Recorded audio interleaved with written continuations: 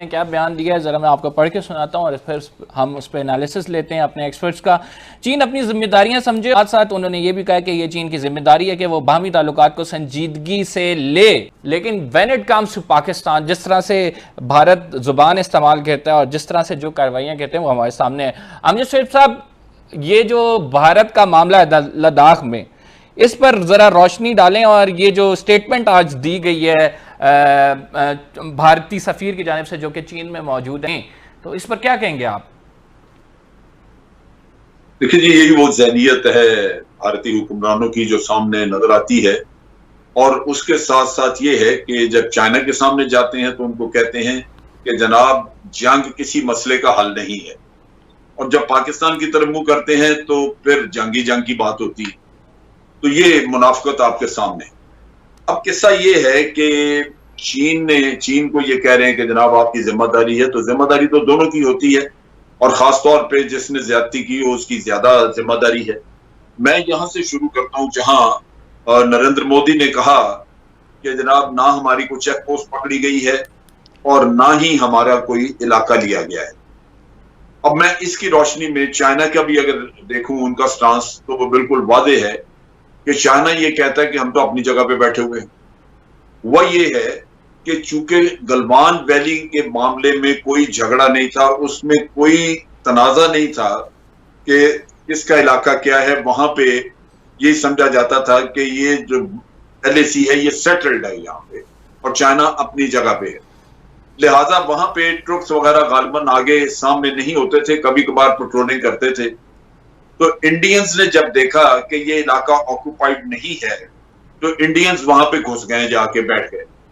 तो शुरू में तो उन्होंने शोर मचाया कि जनाब हमारा इलाका था, ये इन्होंने ले लिया, जबकि चाइनीज ने अपना ही इलाका खाली कराया इनसे। और वो अब हकीकत मोदी साहब के मुंह से निकली जब उन्होंने तस्लीम किया, वरना तो पहले वो वावेला करते रहे कि जनाब चाइनीज आ गए इधर और ये करें वो करें। तो अब उन्होंने तस्लीम किया। तो हकीकत यही है कि भारत ने चाइना के इलाके में कब्जा करने की कोशिश की। और ये अगर आप नक्शा देखें या वो जगह देखें तो जहां चाइना आके बैठा है हकीकतन वही LAC लगती है। उसकी अलाइनमेंट अगर आप देखें तो श्योक रिवर के सामने जाती है लाइन। मैं समझ ही नहीं सकता कि चाइना ने कभी ऐसी LAC कबूल की होगी जहां वो बुलंदियां, हाइट्स जो डोमिनेट करती हैं, जो वादी के अंदर रास्ता देती हैं, वो उसने भारत को पकड़ा दी और उसने जाके खुद पीछे बैठ गया हो, तो वो अकल मानती नहीं। वो लाजमी बात है कि जहां श्योक रिवर और ये गलवान रिवर आके दोनों दरिया मिलते हैं, इनके कन्फ्लुएंस है जहां पे, वही जगह बनती है जहां से मैं समझता हूँ कि LAC गुजरती है। ये बड़ा नेचुरल सा एक हमें वहां पे नजर आता है नक्शे के ऊपर। तो ये भारत ने की जाती। अब जब वो यूं कहते हैं कि जी आप ताल्लुकात ठीक करें, क्योंकि इन्होंने बहुत रऊनियत, फिरौनियत और बड़ी एरोगेंस का मुजाहरा किया। जब चाइना एहतजाज कर रहा था कि आपने यूनिलैटरली स्टेटस बदल दिया है इसका, लद्दाख का, उसको यूनियन टेरिटरी बना दिया, तो इन्होंने उनको लिफ्ट नहीं कराई, इन्होंने बात ही नहीं की चाइनीज। तो अब आपको पहले अपने आप को, चाइना ये मुतालबा करता है कि पहले आप अपने मुल्क में अपना नेशनलिज्म जो है वो नॉर्मल करें। हर कोई चाइना को गालियां निकाल रहा है। और दूसरी तरफ ये है कि आप पहले उस चीज को इंप्लीमेंट करें जो दोनों कोर कमांडरों के दरमियान बैठ के तय पाई।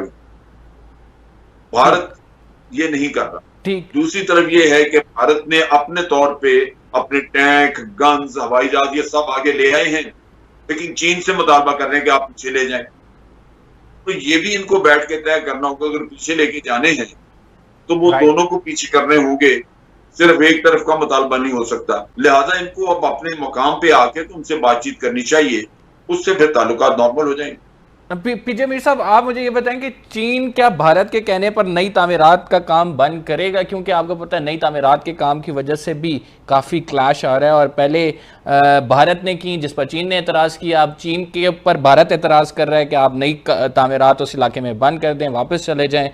तो व्हाट डू यू थिंक? और जैसे आपको जनरल साहब ने भी बताया है, वो तो लैंड ही उनका था, ये तो एनेक्सेशन पे आए हुए थे। जिस तरह इन्होंने कश्मीर को टेक्निकली इलीगली एनेक्स का किया है, वो आर्टिकल ये जो लेके आए अपने, ये क्या है? ये सारा ये दिखाना चाह रहे हैं लोगों को कि they can get away with murder. लेकिन अफसोस ये है जो सबसे बड़ा अफसोस, हिंदुस्तान का काम है, वो करेगा जो करेगा, हमें गंदा करेगा, नो इश्यूज। बट हमारे अंदर जो लोग आज बैठे हैं और हमारी आर्मी को और फौज को जो गंदा कर रहे हैं, मैं समझ रहा हूं ऐसे लोगों को, मैं समझता हूं they should be put behind bars. I find this a treasonable sort of a statement, जो कि आप एक क्राइसिस में हो, आप अभी हिंदुस्तान के साथ हो, यू डोंट नो कि कब वो आपके साथ लाइन ऑफ कंट्रोल पे रिटेलिएशन कर जाए, we don't know what's going to happen. आप यहां अंदर बैठ के फौज को गंदा कर रहे हो यार। I mean who the hell are you? I mean, these are not the kind of people we need in Pakistan. ये saboteurs हैं, ये मेरी नजर में फिफ्थ कॉलमिस्ट हैं, और मेरी नजर में ये दुश्मन है पाकिस्तान के। हमें वैसे प्रॉब्लम पड़ी हुई है, अफगानिस्तान हो गया, हिंदुस्तान हो गया, आप इकोनॉमी की प्रॉब्लम पड़ी हुई है, ये बैठ के फौज के पीछे लग गए। और यार कहीं ना कहीं तो ठहरा करो, अपने choose your words, you know, in a very judicious manner. आप ब्लेटेंटली यार असेंबलियों में और बाहर जाके फौज को गंदा कर रहे हो। I mean who are you? I don't call such people as Pakistanis. I don't call them patriots at all.